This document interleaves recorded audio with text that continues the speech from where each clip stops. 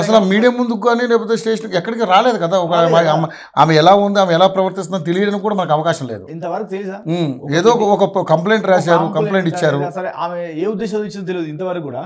ఏది నాకు వర్క్ లేదు, సరే జానీ మాస్టర్ కు చిన్నగా ఇలా ఎఫెక్ట్ ఇస్తే మళ్ళీ నా దగ్గరికి వస్తాడు, నాతో ఫ్రీగా ఉంటాడు కావచ్చు, నాతో బాగానే ఉంటాడు అన్న ఆ ఉద్దేశం కావచ్చు, రకరకాల కోణాలు ఇంకేదో కావచ్చు. కానీ ఇంతవరకు ఆమె ఒక పిటిషన్ అలా ఇచ్చేసి సపరేట్గా వచ్చేసింది.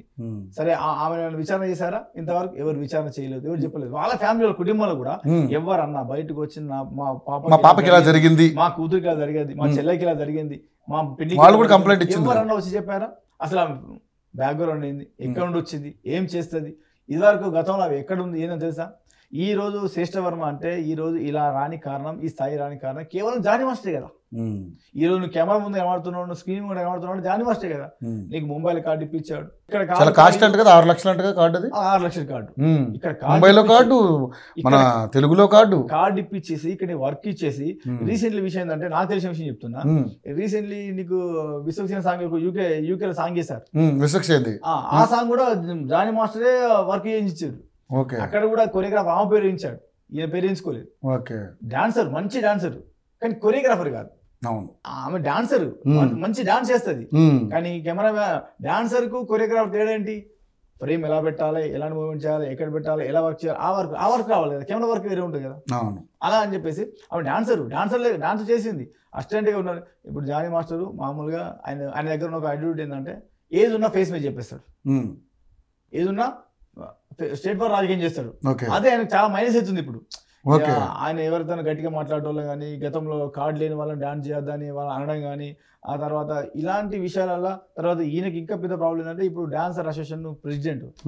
సో బాడీలో కొంతమందితో రాష్ట్రీయ మాట్లాడడం కానీ, తర్వాత అక్కడ జరిగే పరిణామాలు కానీ, అలాంటి విషయాలు ఇవన్నీ వీళ్ళు ఏం చేస్తారంటే, వీళ్ళు బాగా బలుపు పొగరు ఉంది, వీళ్ళు ఒత్తాలే, వీళ్ళు పోయినా మంచిదే అనేలాగా చూస్తున్నారు. కానీ వ్యక్తిగతంగా జానీ అనే వ్యక్తి ఎవరికన్నా అన్యాయం చేసేది. వీని దగ్గర 10 లక్షలు తీసుకున్నాడు, వీని దగ్గర వీని వర్క్ వస్తే వీని వర్క్ కాదా అని బన్నీతో చెప్పించి నా వర్క్ లాక్కున్నాడు. అలాంటివి ఏమైనా ఉన్నాయా? అలాంటి రాజకీయాలు కూడా చేసింది ఏమి లేదు. వీళ్ళు చెప్పానండి, వ్యక్తిగత ఇప్పుడు నాకు అన్యాయం చేశాడు, దానికి ఈ అన్యాయం చేసాడు, ఈ అన్యాయం వల్లనే ఫైట్ చేయాలి, నానియద్దు, మనం అనగదొక్కాలి అనేది ఉందా? కేవలం ఇగో ఒకటే ఏంటంటే, వీడు ఎక్కడనో ఆంధ్ర నుండి వచ్చి ఇక్కడికి వచ్చి ఎదుగుతుండు, కనీసం తిండి తిక్క లేనోడు. ఒక ట్రంక్ పెట్ట పట్టుకొని వచ్చాను నేను హైదరాబాద్ వచ్చినప్పుడు. ఒక ట్రంక్ పెట్ట సూట్ కేసు లాగా ఉంటుంది, నేనున్నాను అందులో 4-5 half shirts, T shirts, half shirts, 2 పళ్ళాలు, ఒక బెడ్షీట్ పెట్టుకొని వచ్చాడు. నేను చూసాను, నాకు తెలుసు కాబట్టి చెప్తున్నా. అట్లా వచ్చినాడు ఈ రోజు pan India choreographer, national award, పొలిటికల్గా పోవడం, ఇదంతా చూడలేక ఓర్వలేక ఎక్కడో ఎవడో ఉంటాడు కదా ఒత్తాలని ఒత్తేసారు. చాలా గట్టిగా ఒత్తారు కదా. గట్టిగా అంటే ఇంకా వాళ్ళు అనుకుంటున్నారు, ఇప్పుడు ఈ అమ్మాయికి లిఫ్ట్ ఇచ్చిన వాళ్ళు, అమ్మాయితో చేయించిన వాళ్ళు, రేపు మళ్ళీ వీళ్ళకి ఆ సమస్య లేదు కదా. ఇప్పుడు ఈ అమ్మాయి మనమే ఉన్నాం, నాకు ఒక అమ్మాయి అన్యాయం చేసి హీరోని కావాలి, కోరే కావాలని పోయింది, మళ్ళీ రేపు అక్కడ అన్యాయం చేయదా? అక్కడ వాళ్ళకు కూడా భయం ఉంటుంది కదా. ఇప్పుడు అమ్మాయి తప్పు అబ్బాయి తప్పు అనేది కోర్టు నిర్ణయిస్తుంది. అవును, దానికి టెస్టులు ఉంటాయి, కొన్ని రకరకాల కార్యక్రమాలు ఉంటాయి. అవును, తప్పులు డిసైడ్ చేసి మనకి న్యాయం ఉంది, కోర్టులు ఉన్నాయి, న్యాయం చట్టం అందరికి సమానం చేస్తుంది. ఇప్పుడు ఈ రాంగ్ ఆరోపణ చేయడం వల్ల ఈ మధ్యలో ఈ గ్యాప్లో ఈ 5 days నుండి అనేక రకమంది కోణాలలో అనేక రకమంది ఖాళీ ఉన్న వ్యక్తులు అందరూ తెర మీదకి వచ్చేసి ఇలాంటోడు అలాంటోడు అని చెప్పేసి అని మనం మొత్తం వారి నోట్సరి అతను నిజంగా ఆమె బలాత్కారం చేసేవాళ్ళు కానీ ఒక 5 రోజుల నుంచి అయితే 500 సార్లు 1000 సార్లు ఈయనను బలాత్కారం చేస్తున్నారు. వాళ్ళ పాప వాళ్ళ ఇంట్లో వాళ్ళ భార్య ఉంది, ఆమె ఏం జరుగుతుందో అర్థమైతే సిచ్యువేషన్.